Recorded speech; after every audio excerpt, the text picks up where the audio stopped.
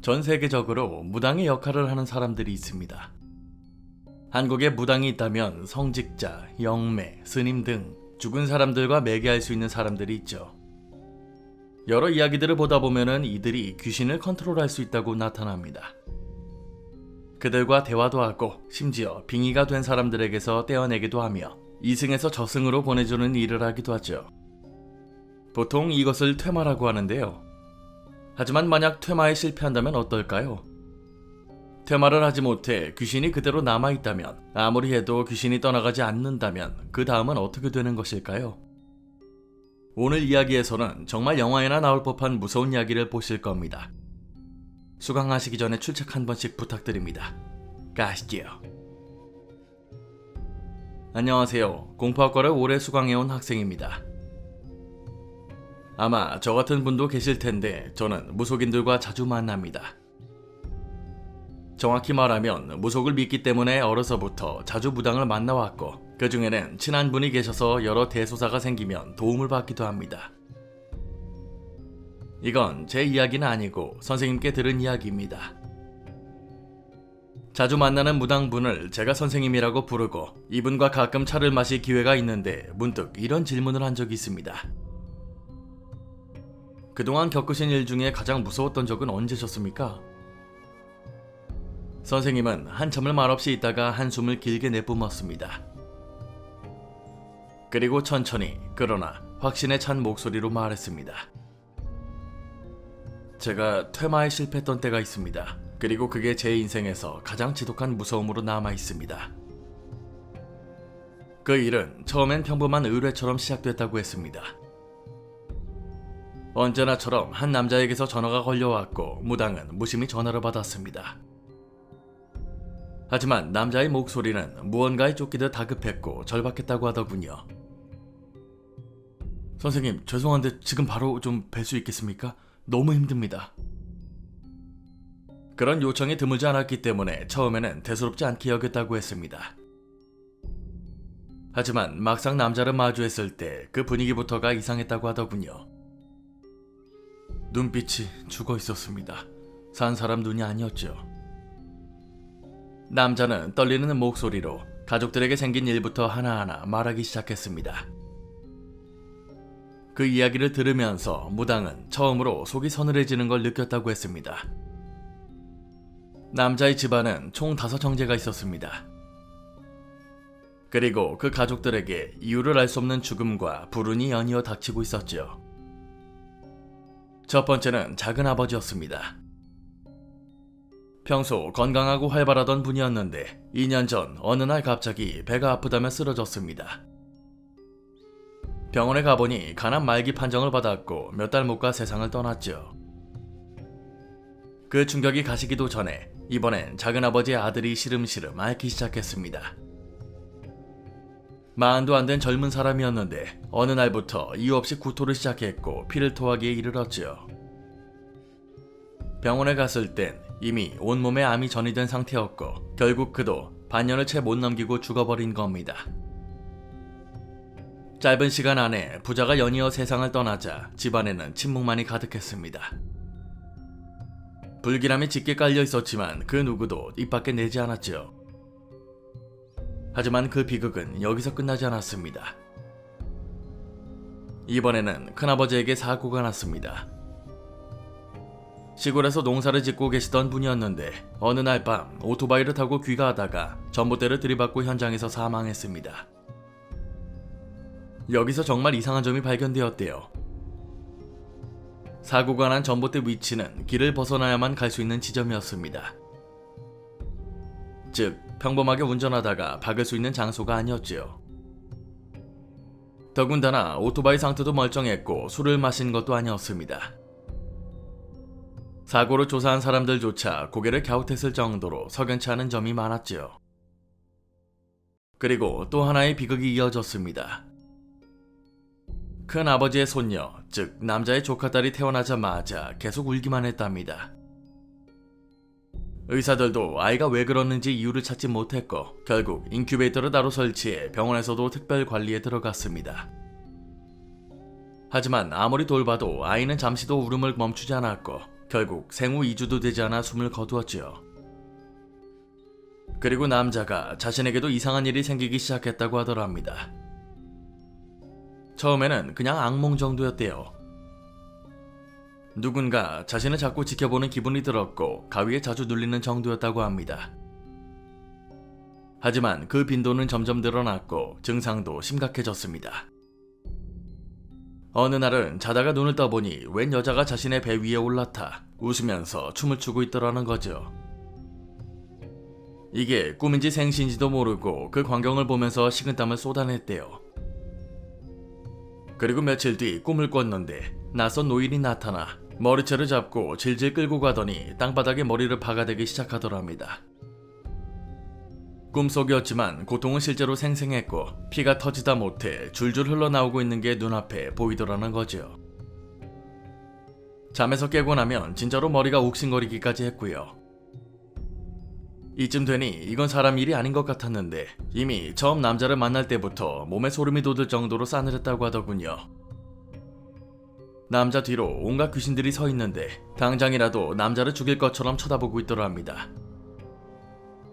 필시 이건 남자가 무슨 잘못을 한 거라고 생각했는데 정작 말을 듣다 보니까 이게 남자의 잘못이 아니라 아예 가족 문제 같더라는 거죠. 그래서 처음 이런 일이 생겼을 시점에 뭔가 가족일에 생긴 일이 없냐고 물었대요.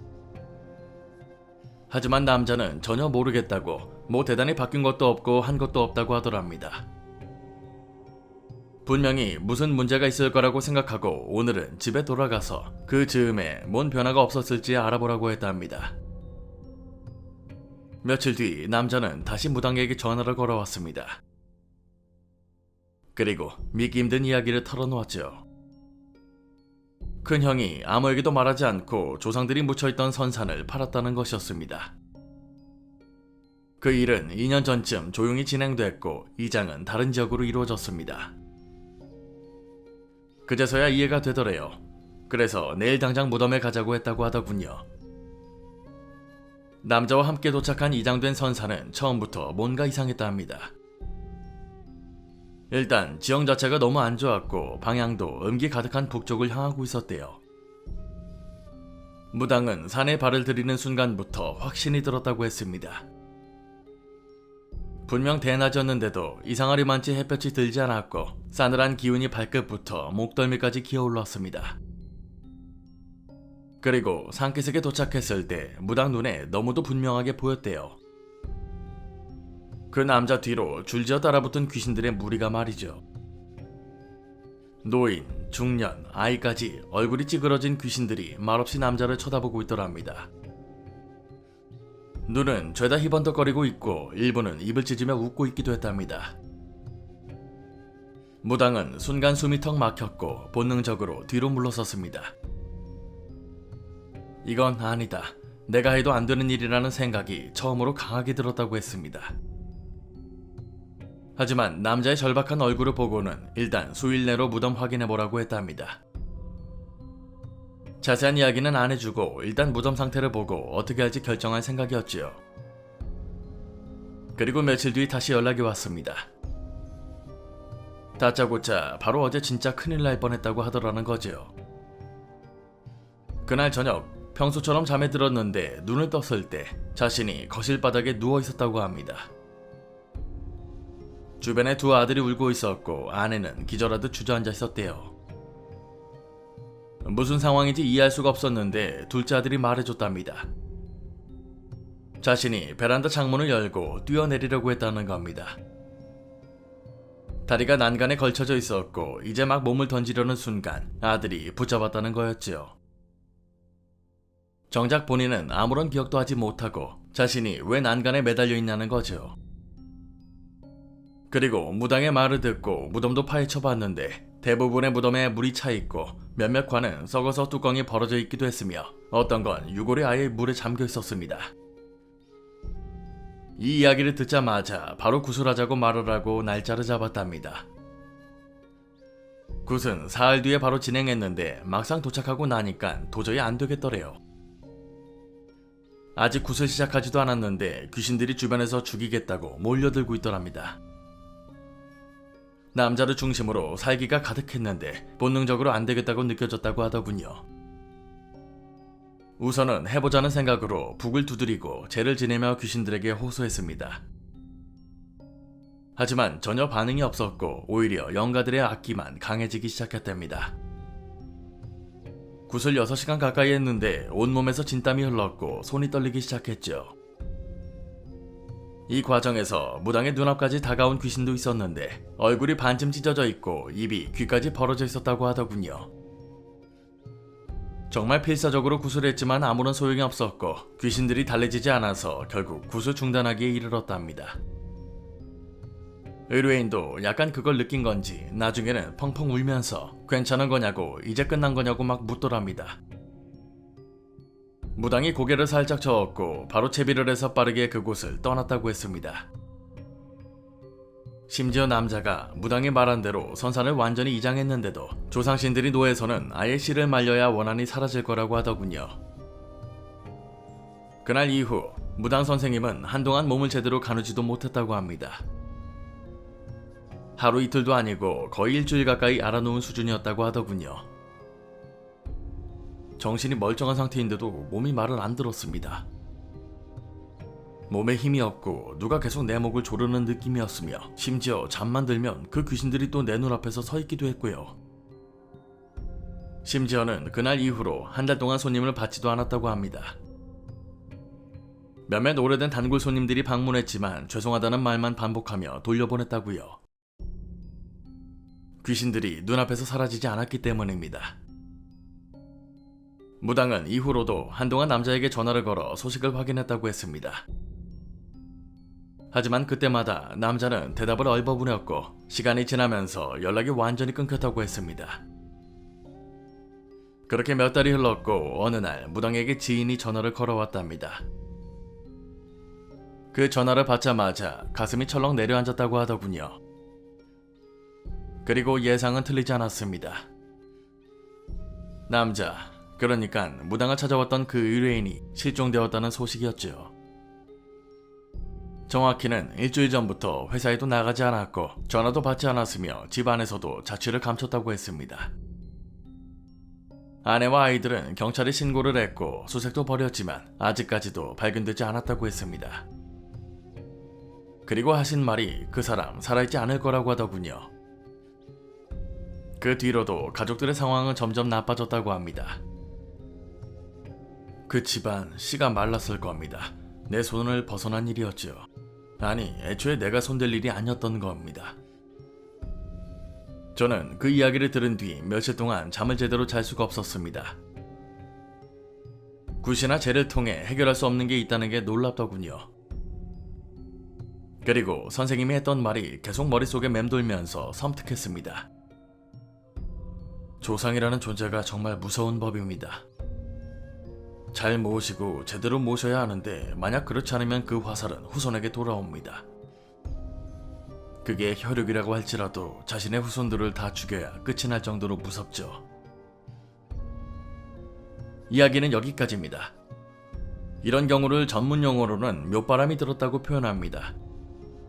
묘자리에 탈이 나서 조상들이 후손들에게 해를 가하는 것인데요. 이 경우 보통 좋은 곳으로 다시 이장을 하고 재를 올리면 해결할 수 있지만 이번 이야기는 그것마저도 불가능할 정도로 묘바람이 크게 들었다고 볼 수 있죠. 매번 이런 이야기를 보면서 느끼는 거지만 아무리 피가 섞인 자식들이라고 해도 귀신에게는 통하지 않을 때가 있죠. 다 죽이고 나서야 재앙이 끝나게 되는 아이러니하면서도 섬뜩한 사례입니다. 묘자리를 절대 마음대로 건들지 말라고 하는 게 바로 이 때문이죠. 오늘 강의는 여기까지입니다. 재밌게 봐주셨다면 공포학과의 수강 신청 부탁드립니다. 공포학과 M교수였습니다.